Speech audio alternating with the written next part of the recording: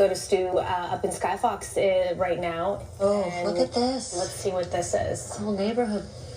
Yeah, this is what we were. Yeah, we knew this was here, and this is like the first chance that we're actually kind of getting a look at that real devastation. When they keep saying over 1,000 homes burned in the Palisades, this is one of those areas. This neighborhood, I would venture to say, probably 500, maybe more homes out there. As I just get wider and wider, you can see some of the homes still standing, but so many of them just flattened out here. We can bring the map back up here in just a moment, but this is off of Sunset near Alma Real Drive. That's going to be the general area, and that's also part of the downtown area there as well. But take a look at that. This is, when you talk about a brush fire and you say, oh, there's some homes that have been destroyed, I never picture anything like this. This is just blocks after blocks after blocks of that neighborhood out here, and you can just see it just goes and goes and goes.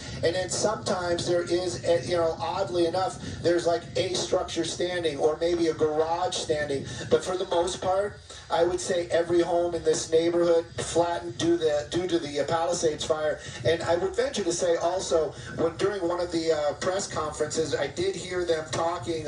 One of the people talking about an entire neighborhood burning, and there was no resources there. This might have been what they were talking about, because it just goes and goes and goes. But also in that same breath could you imagine being a firefighter, and even with all the resources that you could possibly have at your fingertips, how do you battle an entire neighborhood burning? This has got to be 500 homes, maybe more. This is something that I personally have never seen, and again, I would venture to say a lot of other folks watching have never seen, especially here in the Southern California area.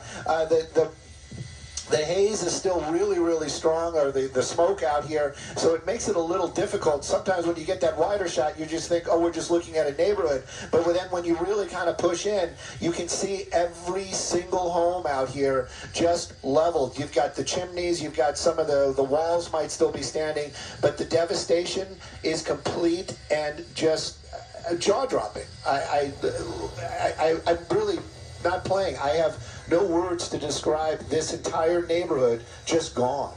It really is. It's just all reduced to rubble. And what hit me the most is when you put up the names of those streets, Stu. I recognize one of the names as somebody who lives there, and I'm sure a lot of people for the first time seeing their communities and these street names, and they can identify their homes. And unfortunately, I do think that I recognize the address of one of our friends. Oh, no. And just to see this, that their neighborhood and their house is probably leveled at this point, it's just so hard to see. Well, just like these people, we don't know what their story is, but perhaps they used to live here, right? And they've come back to see what was left, and obviously not much. But really, when you're showing us this image, you have to remind yourself, and I know I'm not alone, this is Pacific Palisades, this is Southern California, this is Los Angeles right here. It truly looks like a war zone, and I hate using these cliches and these terms we keep tossing around, like a bomb went off or apocalyptic, but there's no other way to describe it. No.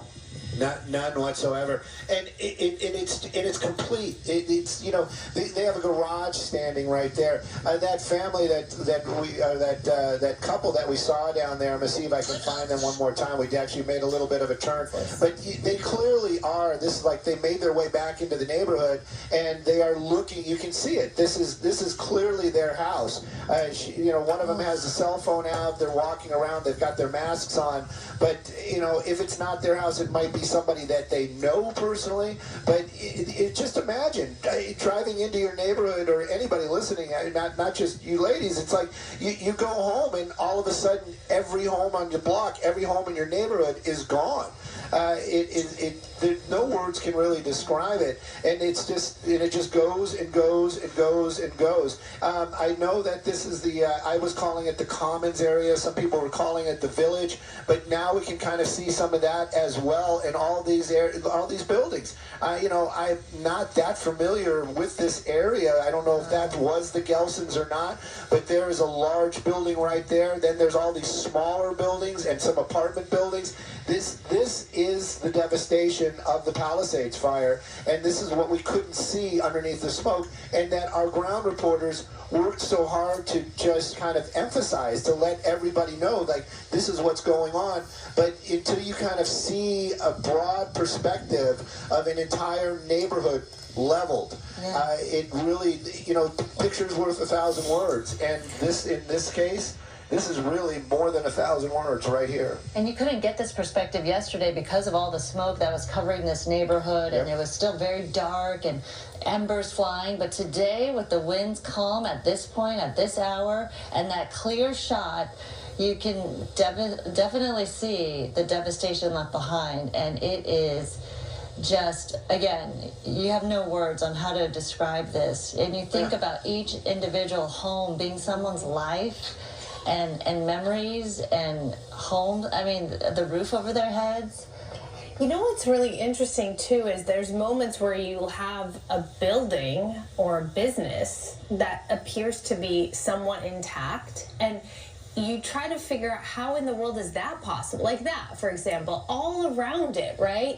And that goes to show how these winds are just so unpredictable, and it just takes a second for it to go one direction and then another. And I guess in this case, like that home or that structure is saved. It's just so strange. You wonder about the construction of the material. Maybe that's a newer home or different type of material that was used, or maybe the winds just didn't blow the embers that way. But clearly, you never know also from the outside what damage is done inside. We talk a lot about the flames destroying these structures, but there's definitely smoke damage that could penetrate these buildings and homes, and it is hard to get rid of any toxic smoke damage inside these buildings as well, or inside these homes. So that's going to be another big process in terms of cleanup for people who have perhaps salvaged their homes, or businesses that have been left standing. What kind of situation are they getting into or returning to when they do go survey the scene after the fact? So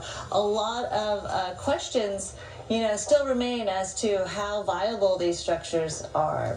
Stu, thank you so much for this perspective. Of course, we're going to check back